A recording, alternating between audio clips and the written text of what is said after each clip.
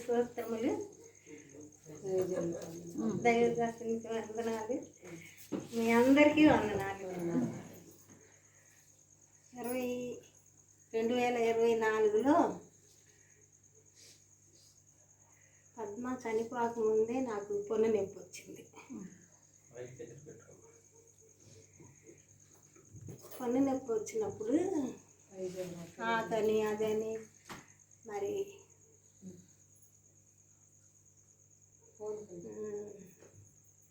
అన్నీ కప్పూరం అని ఏవేవో అన్నీ పెట్టా, ఆయన తగ్గలేదు.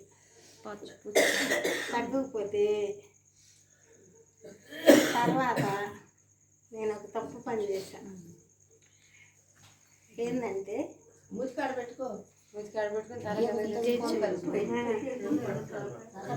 వెంకటేశ్వరు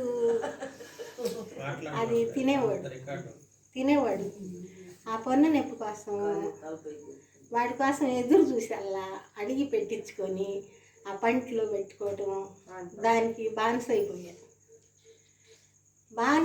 తర్వాత అది వదిలిపెట్టలేకపోతున్నా నేను.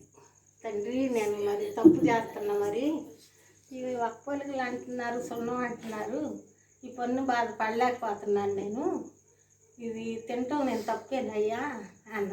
ఒకరోజు తులసమ్మ గారు అంది, నువ్వు అది ఏదో తింటున్నామంటగా అంది. ఇది చాలామందికి తెలిసింది, నేను ఇన్నాళ్ళు చేసిన ప్రార్థన అంతా వ్యర్థమేనయ్యా, మరి దీని నుంచి నాకు విడుదల తెచ్చేయి అని కన్నీరు గార్చి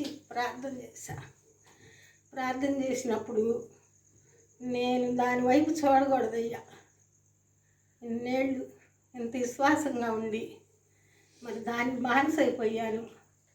తెలిస్తే అందరూ కూడా ఇది తింటుంది అని అనుకుంటున్నారు, చాలా తప్పు చేస్తున్నానని మాకలి ప్రార్థన చేసుకొని అది వదిలేశాను.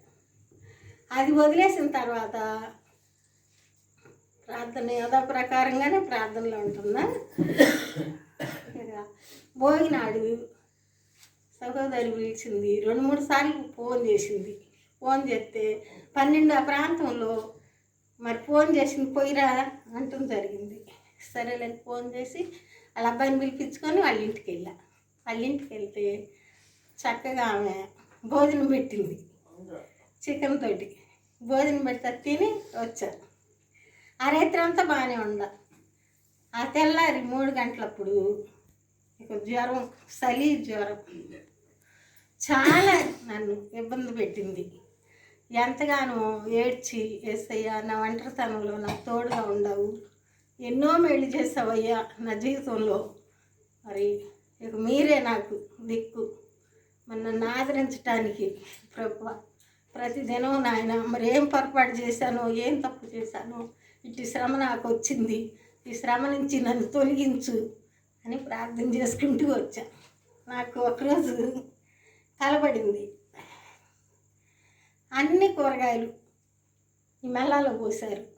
కూరగాయలు పోసినప్పుడు అన్ని పావు కిలో ఏరుకున్నాక ఆ కూరగాయలు ఆయన వచ్చి చింతకాయలు 1/4 కిలో ఇచ్చాడు. 1/4 కిలో ఇచ్చినప్పుడు అయ్యా నేను ఒక్కదాన్ని, నేను మరి నిత్యం ఏం చేసుకోవాలన్నా అంటే, ఏం కాదులేమ్మా బాగుంటాయి తీసుకో అన్నాడు. సరే అవన్నీ ఏరుకొని ఒక కవర్ ఇస్తే కవర్లో వేసుకున్నా.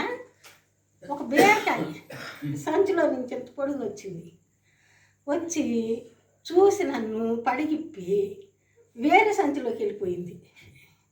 ఇదేంది బీరకాయ ఏంది, పడిగిప్పటం ఏంది, ఈ సంచిలో నుంచి ఆ సంచిలో పోవటం ఏంది అని అబ్బాయికి వచ్చిన యోగం అది పోగొట్టుకుంది. చెప్పకపోతే పాపం ప్రమాదంలో పడతాడు అనుకుంటున్నా. తెల్లారి కరెక్ట్గా 5:30కు మెరుగు వచ్చింది. లేచి ప్రార్థన చేసుకున్నాను. ఇది నా సాక్ష్యం. అందరికీ వందనాలమ్మా.